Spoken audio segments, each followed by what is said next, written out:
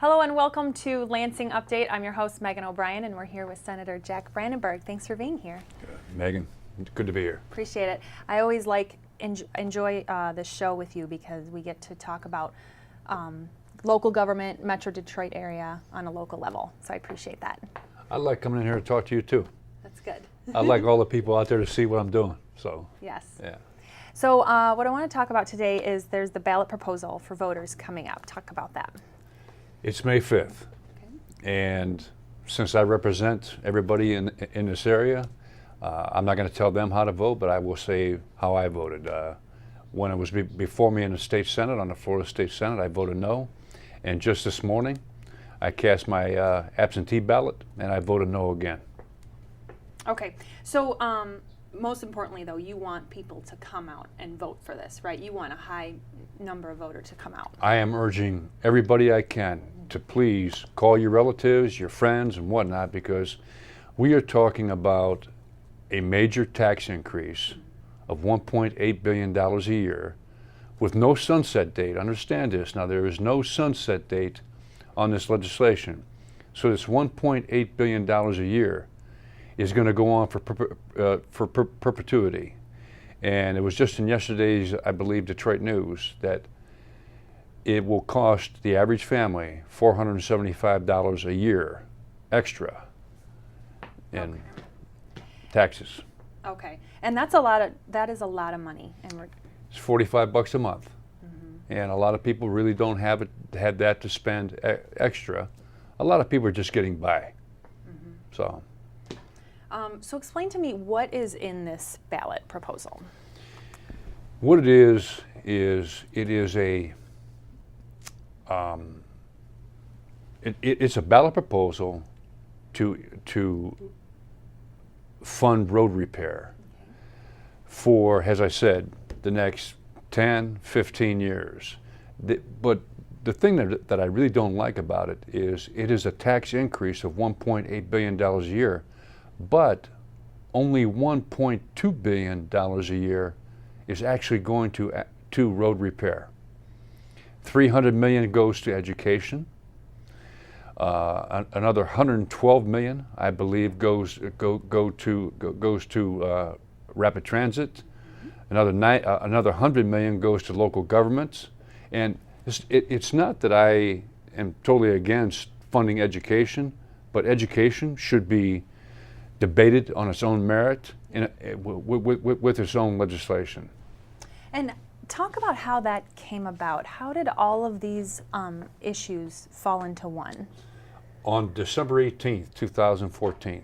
Now, December 18th, please understand that was the last day of legislative session for the year. At noon, the members were informed that we were going to be voting on 10 different bills and one resolution to put this all together. And basically, what it was we were going to vote on it without even having been given a fiscal analysis on it. I voted no, simply because of the fact that, think about this, you're going to jam through a $1.8 billion piece of legislation in a 12-hour time. I thought it was ludicrous. My whole sense of professionalism was offended. And process, the legislative process means everything to me.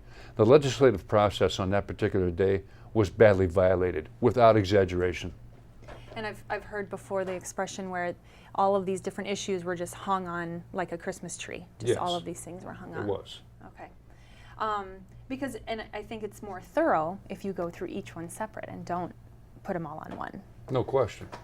Let's go back to those numbers regarding the tax increase. You mentioned a sunset. Can you explain to viewers what that is?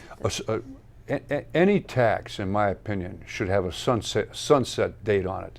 That means that if a tax expires on December 31st, 2015, that is the sunset date. The tax goes away January 1st, 2016. There is no sunset date on this legislation. So I voted no. Okay, very good. And Let's talk about the schools. So the schools are gearing for people to say yes to this. Is that correct? Absolutely. And If I were if I were a school superintendent, I would be telling people to go out and vote for this too. But it's a bad deal. It's a bad deal for people. It really is. Not to be repetitive, but if you're going to have a ballot proposal to change our state's constitution to fund road repair, then let's fund road repair.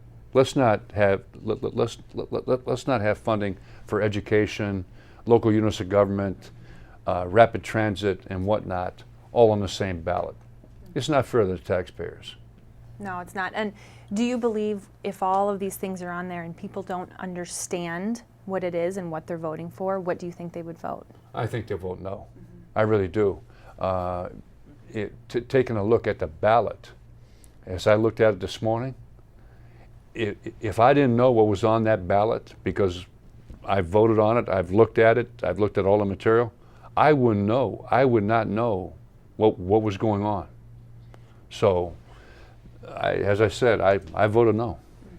So for everyday residents who haven't had the chance to really sit down and research it and look over it, it might be a little confusing. Very confusing, very convoluted. What they're doing too is they're playing this legislation plays cat and mouse with the taxpayer. First, they are saying that they are replacing the sales tax, and the 19-cent per gallon tax that we pay on gasoline is going to go away. Yes, technically it's going to go away in form, but it's going to come back as a percentage tax on the wholesale price of gasoline. That percentage is 14.9%. We are now paying 19 cents a gallon fuel tax. That percent will take that to 42 cents. And I want everybody to understand this. Your gas will go up 42 from 19 is 23 cents. Okay, so that's what we're looking at. Okay, and you're currently on a committee on road infrastructure. Can you tell me about that? I was. That committee has been dissolved, but it was the Infrastructure and Modernization Committee. And basically what we did was we brought in officials from the Michigan Department of Transportation, and this being on this committee gave me some angst from the testimony I heard from MDOT. First, MDOT would not commit to where this money was going to be spent at. They would not commit, or they played cat and mouse as to what type of roads we would be getting for all this money. They would not say, well, have you ever heard of the Autobahn in Germany? Yeah. Are we going to get those types of roads? Well, we don't know, this, that, whatnot. Sorry. They did not want to be specific as far as what details mattered most to me. So once again, That's why you voted no on this. That's it. And talking about our roads, you mentioned what kind of roads would we get? They didn't explain. Can you tell me about the Public Act 51 and what's that? I will, but I want to make just a point to what we just talked about too. It cost $1 million plus per mile for 1 mile of road going one way. Okay. So to get really good roads, that is what it costs. Public Act 51 basically is our road funding mechanism. Trunkline roads, out of all the road funding that comes to the state of Michigan, trunkline roads get 39.1%, counties get 39.1%, and townships and villages and cities get the remainder. Here's where we in the urban areas get hurt. They base their funding, PA 51 bases its funding on the miles of county road that a particular county has. It does not address the situation of total lane miles. Counties up in the northern part of Michigan get sometimes 5 and 6 times the amount of road funding that we here in Macomb get. So that is why I have called for Public Act 51 to be rewritten. And yeah, because Metro Detroit, Macomb County, there is a huge population here. There's a lot of traveling, there's a lot of commuting. We have more cars on the road in this area in southeast, Michigan than northern Michigan and other spots. So it seems, we shouldn't get the same amount. Well, we should get more. Now, understand this too, there's going to be a great amount of politics played here. And if I was a senator in a rural area, I would say the same thing these guys are going to say. Hey, look, if we have to give up this road funding, we want something for it. I say give them those education dollars in lieu of them sacrificing their amount of road funding for the urban areas, which is where all the damage is anyways. Correct. And also we have huge semi-trucks barreling through here all the time. Yes, and we those do. really tear up the roads. Well, that is a good point, and I really think that trucks have been given a free pass long enough. We have the most liberal weight laws in the nation. We can put 164,000 pounds on 18 wheels. I'm sorry, the truck is going to tear up the road faster than a car by 10 times. So I would say either charge them more in fees or cut the weight amount in half. One or the other. And I've seen a lot of semis come through here and they have 32 tires. They have a lot more. Yeah. Can other states, do they have that many? We have the most liberal weight laws. I don't know where the other states are at, but they are second, third, and fourth to ours. Wow. And I'm sure it's not all just the truck's fault. I mean, I'm sure there's other things that are going on because, that's how potholes happen. It's our weather, correct? Yes. We do have weather, snow and salt to contend with. We are a very industrialized state. All these combined play into this. But the point I want to make too is there is another way to do this. I say start cutting spending existing dollars and prioritizing those dollars for road repair. A lot of people don't know this. I didn't know it until a couple years ago. But the 6% sales tax that we pay on gasoline, up until 4 years ago, we were one of only 8 states in the union that never used sales tax money to repair our roads. Why is that? That's just bone wrong. So it's these types of things. If you have to point to one thing as to why our roads are bad, I would have to say that point I just made about the sales tax is definitely one of them. Right. So you feel like this prop is a wrong way to fix our roads? No question about it. I think it is a bad deal for taxpayers. I'm not pandering to taxpayers right now, but frankly, for the amount of taxes that people do pay, they should be pandered to. And I think this is not the legislature's best effort. This plan, this legislation right in front of you that you have, was put together in about 12 hours and jammed through. It wasn't right. I'm glad I voted no.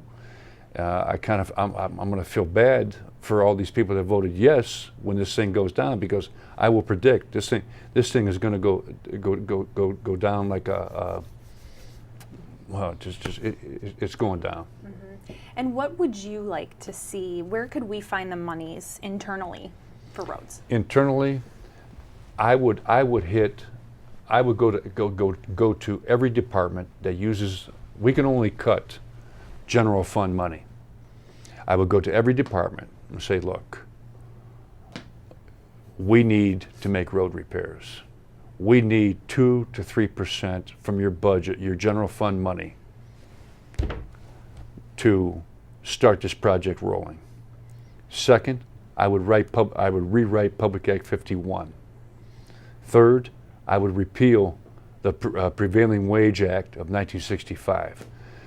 The Prevailing Wage Act states that any government-sponsored project, whether it be roads or schools, has to be paid for on union scale wages. Why is that? Why is that? Why can't they quote and anyone, whether they are union or not, and say, look, what's your price? Tell us. I guarantee you'll save money. So those are 3 things right there that I can pretty much guarantee would bring another $600–700 million per year over and above what we don't have now for road funding, and put it to road funding. And that's a great amount of money for that. Every year? Yes, it is. And you could have a sunset on it too. You could sunset that. You could do any number of things with it. I would say a 15-year sunset would be very realistic. That's a great idea. Look internally for that money. Sure, absolutely. And what if this does pass? What if voters come out and they vote yes? God bless it. If the voters vote yes, and it passes, then we're done with it. Okay. And can we talk more about, there's that number, that 6% for Michigan, the 6%, that's the sales tax, is that right? That's a sales tax on gasoline. Okay. And how is that number compared to other states in the U.S.? Our sales tax is pretty reasonable when averaged out compared to other states. Now, other states such as Florida do not have a state income tax. Their sales tax is a little higher. I think Florida's sales tax is right around 7%, 7.5% maybe. But there's all sorts of different ways where you can make your state more attractive. This is not the appropriate way. Excellent. And can we talk about Peter Lucido's Plan B? Who is Peter Lucido? State rep. Have you heard that name before? I have. Yes. Good man. Pete Lucido. Good man. Yeah. He just got into office. So. Yes, he did. Yeah, and he. And I don't mind saying he's making a mark. He really is. He's been very enterprising, and he's only been in office for not even 100 days. Maybe. Yeah, 3 months. Sure. Yeah. So he's been very enterprising and looking at different ways and different ideas and how to change things. He has this Plan B. Are you familiar with that? A little bit, and from what I see so far, I like. There is an entity called the Michigan Catastrophic Claims Association, which nobody likes. I don't like it. On your auto insurance bill that you get, you have to pay. Right now, I think it's it went down a little bit, but you have to pay $150 million a year. $150 million. $150 a year per vehicle for catastrophic claims. For some reason, no one knows how many billions of dollars that they have in reserve. What Pete's legislation wants to do is take some of that money and devote it to roads. I'm in favor of that. They don't need to be sitting on all that money. Can they touch that money? Through legislation, they can. But that will be a tough sell too. But it can be done. It can be done. Okay. And each car on the road, there's a lot of cars in Michigan. Oh, no question. For instance, with my business and my family, I bet you I pay $1,500 a year. We have 10 vehicles between the business and my family that we all pay the charge on. It's way too much. Yeah, it is. And so, do you know any more information about his Plan B? Do you know if he? I only really found out about it 3 weeks ago, and I want to sit down with the rep and talk to him in detail about it. From everything I heard about it, it's good stuff. I say let's rock and roll it now. But I think that we have to go. We have to do that. And we have to go to the Corrections Department, the Treasury Department, the DNR, the DEQ, and say, hey, look, we're going to give you a haircut here of 3%. That's all. Let me ask you a question personally. If someone said to you, we need a 2 to 3% reduction in your salary, but we're going to get you this for it. Is that 2 or 3% very much? It's not. But these departments are going to squeal, they're going to holler, but that's too bad. We need new roads in our urban areas. That's the bottom line. And it seems like it's a longer plan, so in the long run, it's better for everybody. It's not a quick fix. No question. Yeah, it'd be, as I said, 15 years and running. But remember too that additional money is on top of what we get from the federal government, on top of what we get from driver's registration tabs and whatnot. I figure that we should be up right around $4 billion a year going towards roads for the next 15 years. That will do the job. We've been talking a lot about this Prop 1. Yeah, we have. Yeah, there's a lot into it. Come sit in my office sometime and listen to the phone ring. Yeah. Believe me, I mean, it's people are not liking this. From what I gather, I just put out a district-wide letter that hit 78,000 homes, and I explained to them everything that we've talked about. So I look for a big turnout. But once again, please come out and vote. Whether you vote yes, whether you vote no, because there is a major amount of taxpayer money at stake. And I will say this once again, there is a better way than what we're voting on. Excellent. So May 5th, make May sure everybody 5th. comes out and votes. Absolutely. Excellent. And yeah, again, there's been a lot on this Prop 1, but there was a little announcement recently. Candace Miller decided to finish after, she's done. She's not going to run again. How long have you known her? How do you know her? Well, first of all, I've known her 30 good years.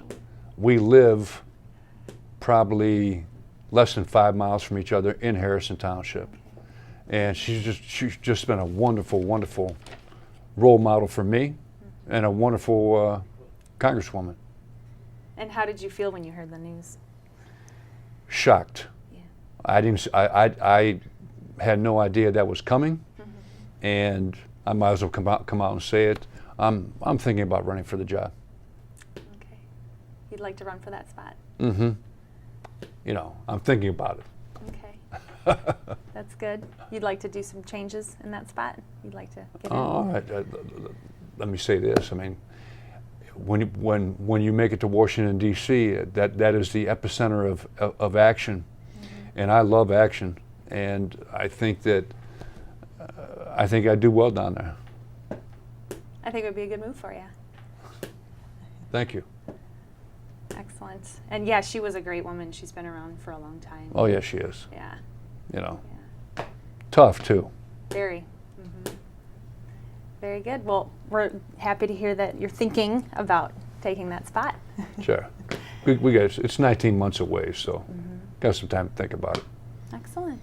Good thinking. Okay. All right. Well, we've enjoyed talking to you about this Prop 1. And It's always a pleasure to be here. Really is. excellent. Thank you very much. Okay. Thanks for watching Lansing Update.